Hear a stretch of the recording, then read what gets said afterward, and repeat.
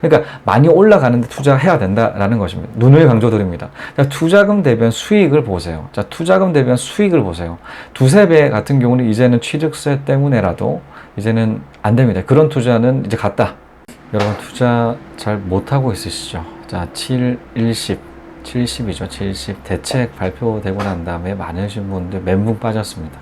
저 역시도 마찬가지로 좀 멘붕에서 헤엄치고 있다가 살짝 지금 나와가지고 자, 이 앞으로의 방향성 고민을 좀 했어요. 좀 고민하고 난 다음에 자, 이 부분 앞으로의 방향 어떤 식으로 투자를 해야 될지에 대해서 한번 얘기하는 시간 가지고자 이 영상 촬영하고 있습니다. 자, 잠깐 간단하게 70이죠. 주요한 부분이죠. 그 부분부터 보고 가도록 하겠습니다. 저는 소형 아파트 투자자죠. 소형으로 사서 저희를 전세 또는 뭐 월세로 전환을 하고 전세를 돌렸던 부분은 또 월세로 전환하는 그런 투자법으로 이렇게 38채까지 보유를 하고 있는데 자, 이 채수를 분리수가 있었던 게 명의를 분산했기 때문에 가능했던 투자법입니다. 자, 명의 분산, 자, 임대사업자 그리고 개인 그리고 법인으로 이제 분할했기 때문에 이렇게 늘려갈 수가 있었는데 자, 이제 임대사업자 왕건이었죠. 자, 임대사업자 왜냐면 기본 공제 구간, 자, 우리가 종부세 내는 기본 공제 구간 6억이 있습니다. 자, 6억인데 자, 그 법인 같은 경우는 이를 없앴어요. 없선 상태라고 하게 되면 자, 비조정 지역 같은 경우는 임대사업자로 등록한다라고 하게 되면 이게 피할 수가 있었지 않겠습니까? 근데 임대사업자의 단점 4년 8년 묶여야 된다는 그 부분으로 좀 여유를 가지면서 등록할지에 대해서 고민하고자 했는데 자, 등록 못 하셨던 분들 같은 경우는 깜짝 놀라셨을 거예요. 지금 같은 경우는 그런 상황이죠. 임대사업자 아파트는 완전 폐지를 했습니다. 자, 단기는 아예 없었고요. 자, 8년 같은 경우 장기로 묶을 수가 있는 8년 같은 경우는 아파트는 적용이 안 되죠. 자, 허용은 다른 것들은 되는데 아파트 안 됩니다. 자, 다른 것들이라고 하면 오피스텔이라든가 빌라 같은 경우는 허용이 여전히 되고 있다라는 부분이죠. 자, 그러기도 하고 이제 임대 의무 기간이 경과된다라면 아파트 지금 임대사업자 등록하셨던 분들 또 말소가 된다라는 그 부분이고요. 이제 가장 큰 핵심 중에 하나입니다. 자, 이 다주택자 종부세 중과 세율 인상이죠. 자, 6% 올렸습니다. 6% 최고치 같은 경우 6%를 올렸습니다. 자, 법인 같은 경우는 어떤 거? 6%가 그냥 6%입니다. 6%. 말도 안 되는 세율이에요. 6억으로 친다라면 6% 얼마인가요? 자, 3,600만 원입니다. 자, 기본 공제 구간 6억까지는 사실 종부세 안 냈는데, 이제 법인 같은 경우는 기본 공제 없기 때문에 6억 그대로 이제는 3,600만 원 이제 나오기 때문에 큰일 났죠. 사실 멘붕 빠질 수밖에 없어요. 법인으로 설립을 해서 투자를 하셨던 분들 같은 경우는 그렇습니다. 이제 법인 물건 쏟아질 수밖에 없다라는 예전에도 말씀드렸었죠. 6.17 대책. 이후 법인 물건 쏟아진다라고 말씀드렸고요. 자, 양도소득세도 이제는 뭐 1년 미만 같은 경우는 어떤가요? 70%. 자, 2년 미만 같은 경우 60%입니다. 거기에다가 다주택자. 자, 규제지역 다주택자 양도세 같은 경우는 20% 또는 2주택자 20% 추가로 과세되는 거죠. 중과되는 세율인데 30%입니다.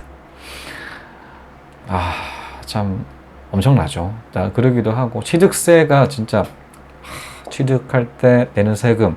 자, 올해 같은 경우 여러분 잘 아실 거죠. 자, 3주택 이상, 그러니까 4주택자부터는 1%, 4% 올렸어요. 사실 1%, 4% 올리는 것도 너무나 크게 올렸다고 해서 좀 손해보는 느낌 많이 받으셨잖아요. 자, 그런데 이제는 8%, 12%입니다. 자, 법인 같은 경우는 그냥 12%예요. 법인으로는 이젠 더 이상 방향이 안 보인다. 예, 방향이 안 보이고요. 자, 개인 같은 경우도 3주택자 이상 같은 경우는 12% 굉장히 높다라는 부분입니다. 이런 왕건이에 해당 핵심적인 부분들을 이렇게 얘기를 드리고 앞으로의 방향들에 대해서 또 궁금하실 텐데 제가 생각하는 방향은 이렇습니다. 자, 일단 취득세 같은 경우 8%, 12%예요. 2주택자 8%, 3주택 이상 같은 경우 12%, 법인 12%입니다. 근데 세율이 조정되는 거잖아요. 국회 통과해야 돼요. 자, 국회 통과, 본회의 통과를 해야 되는데, 자, 본회의는 뭐 민주당이 가반 이상 지금 잡고 있기 때문에 통과되는 거 어렵지 않다. 뭐 적용된다라는 건데, 그 적용되는 시점 같은 경우는 명시를 하지 않았어요. 자, 명시하지 않았죠. 자, 임대사업자 같은 경우는 7월 10일까지 11일부터 라고 그렇게 명시를 하고 있지만 취득세 같은 경우는 명시를 안 했습니다. 자, 통과되고 난 다음에 아마 이제 공표가 될 텐데 뭐 빠르게 적용시키겠죠. 통과 전후일 것으로 생각하는 것만큼 빠르게 적용시킨다. 그러니 자, 이제 살려고 하시는 사람, 자, 살려고 하시는 사람이라고 하면 빨리 살아야 된다. 일단 취득세 오르기 전에 빨리 사야 된다. 취득을 트라이를 해서 취득세 내야 된다라는 것이죠. 예를 들어서 1억짜리 같은 경우는 지금 2주택자는 1%잖아. 그 100만 원 내야 되는데 1200만 원 내야 된다라는 그 부분으로 가정해서 자기 사시려고 생각하셨던 분들 같은 경우는 취득세 이 개정 전에 사셔야 된다. 빠르게 사시라. 그리고 파시려고 하시는 분들 같은 경우는 그래도 이제는 6월 1일자로 지금 명시를 하고 있죠. 자, 그 기간 동안에 판다라고 하더라도 이 중과 안 한다라는 겁니다. 자, 파시려고 하시는 분들은 지금 파셔야 된다.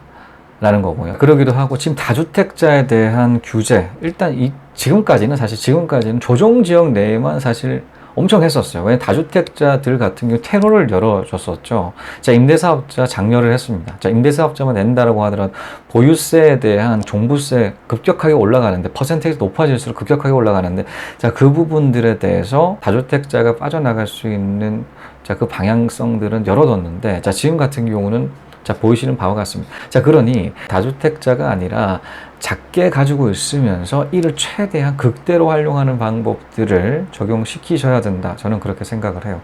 저는 임대소득을 최대한 극대로 하는 그 방법들을 적용하고 있거든요. 실제로 트라이를 몇 개월에 걸쳐서 실험하고 있습니다. 자, 월세 소득이 사실 이자 떼고 난 다음에 그렇게 크지 않을 수가 있어요. 그런데 채수가 많아지면 많아질수록 뭐 그 규모는 커지는데, 자, 그게 아니라고 하더라도 월세 소득이 아닌 다른 소득으로 창출을 될 수 있는 방법들을 적용시키셔야 된다라는, 그거는 고민을 보셔야 될 필요가 있다라고 저는 생각합니다. 여러 가지 방법들을 적용을 시켜서, 예를 들어서 이런 거예요. 자, 아파트 같은 경우는 1층에 제 1층에 발레 교습소라든가 저 유치원이라든가 이런 상가를 이용하시는 분들 꽤 많으십니다. 자, 이런 발상의 전환으로 자, 임대소득 극대화하는 방법들을 적용시켜줘야 한다. 그러니까 다주택자 같은 경우는 지금 너무 부담스럽죠. 자, 부담스러운 것만큼 작게 가지면서 이를 최대한 극대로 이용하는 방법, 임대소득을 극대로 내는 방법들로 그 방향을 잡으셔야 된다. 그런데 사실 지금 대출 규제로 개인 임대사업자 법인 다 이제 막혔습니다. 근데 이제 무주택자에 한해서는 대출 여전히 되죠. 자, 2주택자도 되는 곳이 있는 것으로 알고 있습니다. 자, 그러니 자, 2주택자까지 대출을 뽑아서 이제는 활용할 수 있는 그 주택으로 만들고, 나머지 같은 경우 세 채 같은 경우는 사실 그 신용대출 많이 나오거든요. 신용대출 이제는 자, 직장에 있으신 분들 같은 경우는 신용대출 나오니 자, 이를 통해서 또 이제 활용할 수 있는, 이제 활용할 수 있겠죠. 갭 투자가 아니라고 하더라도 활용할 수 있지 않겠습니까? 자기의 대출금이 있기 때문에, 대출금이 들어가기 때문에 활용할 수 있는 상업화를 이용하셔야 된다. 자, 임대소득 극대화 시키셔야 된다라는 것이죠. 그리고 세 번째 같은 경우는 이제는 사실 수도권은 완전 같다라고 저는 생각합니다. 누누이 말씀드리고 있죠. 자, 왜 그렇게 같다라고 생각을 하냐면, 예를 들어 수도권 투자는 어떤 방식이었냐. 자, 3억짜리인데 자, 3억짜리의 90% 정도의 갭, 예를 들어서 자, 3억의 90% 2억 7천이잖아요. 3천만 원 투자를 합니다. 3천만 원 10% 투자를 해서 투자금 대비해서 몇 배 정도 생각하냐? 한 두세 배 정도 생각해요. 많으면 3배. 뭐, 그럼 예를 들어 3천 투자를 했으니 한 3배 정도라고 하게 되면 9천이지 않겠습니까? 9천 정도 생각했어요. 자, 그런데 자, 이제 3주택부터는 자, 취득가액의 12%예요. 자, 2주택자 같은 경우는 8%입니다. 그러니까 평균적으로 자, 취득하는데 10%라고 쳐봅시다. 자, 10%면 자, 갭 투자만큼 들어가요. 자, 갭 투자만큼 들어갑니다. 그렇기 때문에 자, 2배 번다고 하더라도 1배 버는 꼴밖에 안 돼요. 자, 1배 정도 수익밖에 안 되는 그런 상황이 발생한다라는 겁니다. 3억에서 3억 3천만 원 올라간다고 하더라도 그때가 이제 본전이에요. 자, 본전이고 3억 6천까지 올라간다고 하더라도 2배 정도 올랐지만 1배밖에 안 올라간다라는 거죠. 자, 그러니 자, 수도권 같은 경우는 투자금 대비한 수익 배수가 지방에 비해서 월등하게 떨어지거든요. 자, 그렇다라고 하게 되면 투자금 대비한 수익이 안 좋다라는 얘기죠. 자, 그런데 지방 같은 경우는 어떤가요? 자, 10% 갭이 있는 그런 투자라고 한다고 하더라도 한 3배밖에 안 올라가네. 그게 아니고 10배 이상 올라가는 케이스가 있습니다. 실제로 광양에 투자했을 때도 그렇게 투자했다라고 말씀드렸지 않겠습니까? 300만 원으로 투자를 했는데, 자, 3,500짜리 300주로 투자를 했는데 3,000이 올랐어요. 10배 정도 수익이 나는 그런 상황들이 지방에는 발생을 한다. 그렇기 때문에 자, 10%, 12% 취득세, 그러니까 평균적으로 10%라고 보고, 자, 10%라고 하더라도 자, 올라가는 배수가 높을수록 그게 크게 부담이 안 될 수가 있다라는 것이죠. 그러니까 많이 올라가는데 투자해야 된다라는 것입니다. 누누이 강조드립니다. 자, 투자금 대비한 수익을 보세요. 자, 투자금 대비한 수익을 보세요. 두세 배 같은 경우는 이제는 취득세 때문에라도 이제는 안 됩니다. 그런 투자는 이제 갔다. 자, 그러니 이제 한 투자를 하고, 자, 투자를 하고 훨씬 더 많이 올라갈 수 있는, 훨씬 수익금이 더 많은, 수익 배수가 훨씬 더 높은 곳에 집중하셔야 된다. 그렇기 때문에 수도권은 자, 이 한계가 있기 때문에 지방에 투자하셔야 된다. 그러기도 하고, 자, 지금 뭐 그런 얘기 나오죠. 네 번째 같은 경우는 기본 공제 구간을 최대한 이용하셔야 된다. 그러니까 다주택자로 늘리게 되게 되면, 자, 종부세 내야 되는데, 종부세 거의 2배 가까이 올라갑니다.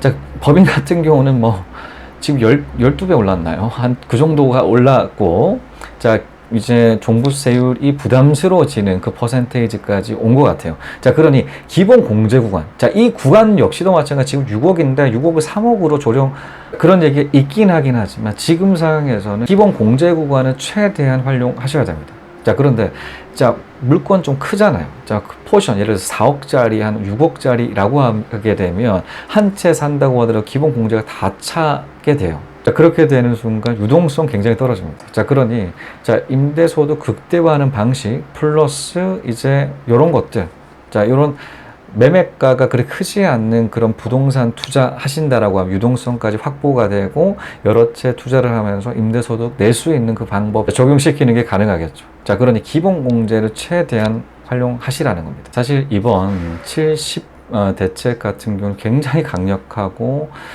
너무 촘촘하게 짜져 있어서 자, 이렇게 빠져나갈 수 있는 방향들이 그게 크게 보이지 않죠. 자, 이런 식이 위기입니다.